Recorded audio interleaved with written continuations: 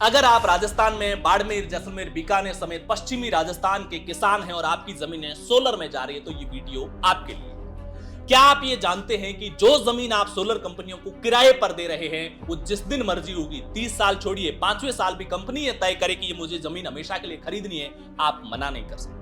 क्या आप ये जानते हैं कि 30 साल पूरे होने के बाद भी आप कंपनी को ये मना नहीं कर सकते कि जमीन अब मैं आगे से आपके किराए पर नहीं रखूंगा, नई लीज नहीं कर सकता हूं, ये आप मना कंपनी को नहीं कर सकते। और क्या आप ये भी जानते हैं आप अपनी किसी भी तकलीफ को लेकर के कंपनी के खिलाफ कोर्ट नहीं जा सकते।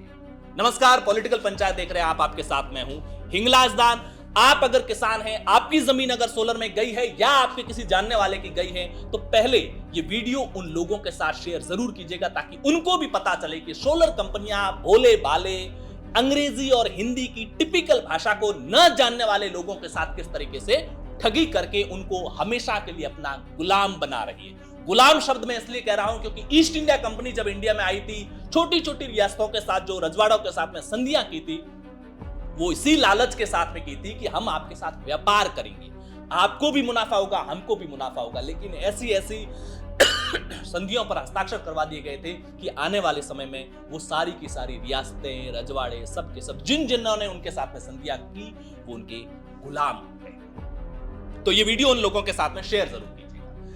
मेरे हाथ में जो ये लीज की कॉपी है, 40-45 पेज की लीज की कॉपी, जिसको आम इंसान इसकी हिंदी में लिखी हुई टिपिकल भाषा को भी न समझ पाए, अगर उसकी कानूनी भाषा के पहलुओं को, शब्दों के अर्थों को समझने की कोशिश करें तो उसमें 3 चौंकाने वाले प्रावधान हैं। वो कौन से हैं? पहला तो ये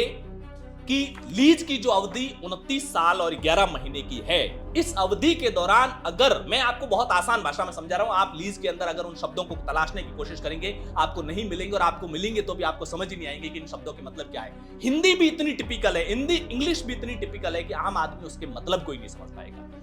पहली सबसे खतरनाक शर्त है वो ये है कि 29 साल और 11 महीने इस लीज अवधि के दौरान अगर कंपनी ने 5वें साल में भी ये तय कर लिया, प्रोजेक्ट लग गया, पूरा प्लांट तैयार हो गया, सारे के सारे लीगल अधिकार कंपनी के पास में जमीन के आ गए हैं, सारी की सारी लीज ऑनलाइन हो गई है, उसके बाद में जिस दिन कंपनी ने ये तय किया कि मुझे ये जमीन खरीदनी है, उस दिन कंपनी खरीदेगी। आप उस कंपनी को जमीन देने से मना नहीं कर सकते। सबसे खतरनाक चीज, 5 साल बाद भी कंपनी हमेशा के लिए अपने, आप सोच रहे हैं 30 साल किराया आएगा, हो सकता है 5 साल ही किराया आए, 6ठे साल कंपनी कहेगी अब तो तू इसकी जो मार्केट रेट है, डीएलसी रेट है, जो रेट है उसके आधार पर मैं जमीन खरीदूंगा और तुम बेचने से मना नहीं कर सकते। और अगर आपने बहुत ज्यादा आपने रेटें बता दी, कंपनी के पास ये अधिकार है कि वो कोर्ट जा सकती है। दूसरी शर्त, 29 साल और 11 महीने भी जब पूरे हो जाएंगे तब भी कंपनी ये तय करेगी कि लीज को आगे कंटिन्यू करना है या नहीं करना है। अगर कंपनी चाहेगी भैया मैं तो 30 साल के लिए और लीज पर लूंगा, आप मना नहीं कर सकते। तो आपके जहन में अगर ये हो कि 30 साल के बाद हमारी आने वाली पीढ़ी के पास जमीन वापस आ जाएगी, तो ये अपने जहन से निकाल दीजिए, क्योंकि सोलर प्लांट तो सालों 100 साल तक प्लांट लगने के बाद में मेंटेनेंस होगा, खराब चीजों को रिप्लेस करते जाएंगे और एनर्जी बेच के, बिजली बेच के कंपनियां पैसा कमाएंगी। तीसरी शर्त, इनमें से किसी भी शिकायत को लेकर के आपको लगता है कि हमको तो पता ही नहीं था उस समय, क्योंकि ज्यादातर किसान जो लीज कर रहे हैं वो ये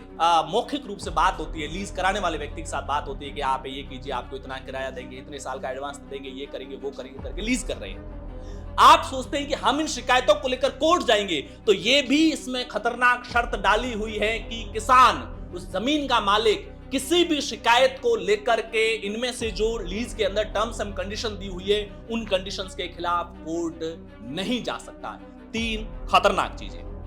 अब सोचिए,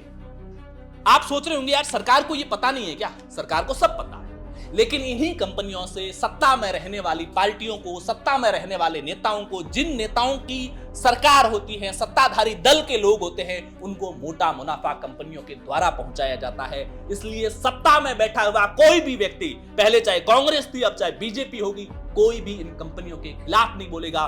क्या ये पढ़े लिखे लोग नहीं जानते कि लीज के अंदर क्या क्या भारी भरकम शर्तें डाली जा रही है जिससे किसान हमेशा के लिए कंपनियों गुलाम बन जाएंगे? सब जानते हैं, लेकिन मोटा मुनाफा इनको अरबों करोड़ों रुपए कमा करके सत्ता के शीर्ष तक पहुंचाए जाते हैं, और लोकल लेवल पर भी जो सत्ताधारी दल के लोग होते हैं वो मोटे मुनाफे इन कंपनियों से कमाते हैं। यही वजह है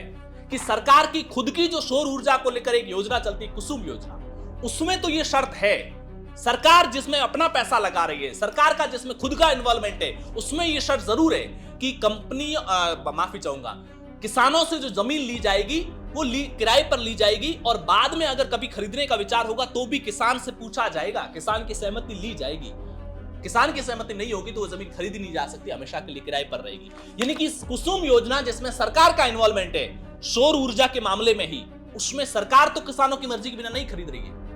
ये ऐसी कोई शर्तें नहीं डाल रही है कि जब मर्जी होगी तब हम खरीद लेंगे, लेकिन कंपनियां ऐसी शर्तें डाल रही है और सरकार, सत्ताधारी लोग चुप है, क्योंकि यही कंपनियां मोटा मुनाफा उन तक भी पहुंचा रही है। अब मेरी इस पूरे मामले को लेकर अपील उन लोगों से भी है जो लगातार ओरण बचाने की मांग कर रहे हैं, लगातार गोचर बचाने की मांग कर रहे हैं, लगातार खेजड़ी बचाने की मांग कर रहे हैं। उनसे मेरी एक अपील ये भी है कि ये तो आपसे बचेगा नहीं, क्योंकि इतने सत्ता बिल्कुल नहीं बोलेगी, क्योंकि सत्ता ने, चाहे पहले कांग्रेस हो चाहे भाजपा हो, सत्ता में बैठे लोगों को मोटा मुनाफा मिलता है। लिहाजा अगर बोलते तो पिछले 1.25 महीने से तनोट से पदयात्रा शुरू हुई है, लोगों के पांव में छाले हो जाते हैं, लेकिन सत्ता के कानों पर जूं नहीं रेंगती है। और जूं रेंगती है उनको सब पता है कि एक पदयात्रा चल रही है, लेकिन उनको पता है कि अगर हमने इनसे बात करना शुरू कर दिया तो फिर इनके हौसले बढ़ जाएंगे, इसलिए वो इनके हौसले पस्त करना चाहती है। ये देखना होगा कि जो ओरण पदयात्रा कर रहे हैं उनके हौसले पस्त होते हैं या सत्ता की चौखट तक जाकर के वो पहुंचते हैं।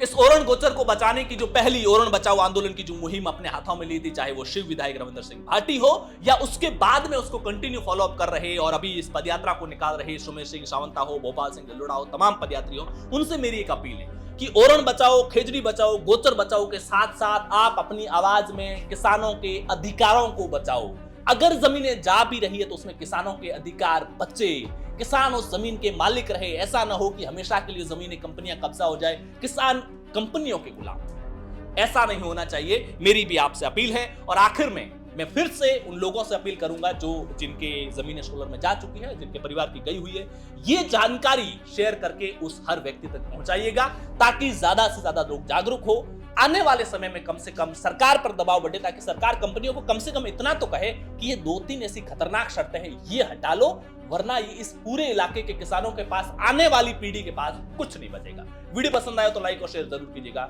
पॉलिटिकल पंचायत पर पहली बार आए तो चैनल को सब्सक्राइब कीजिएगा। शुक्रिया।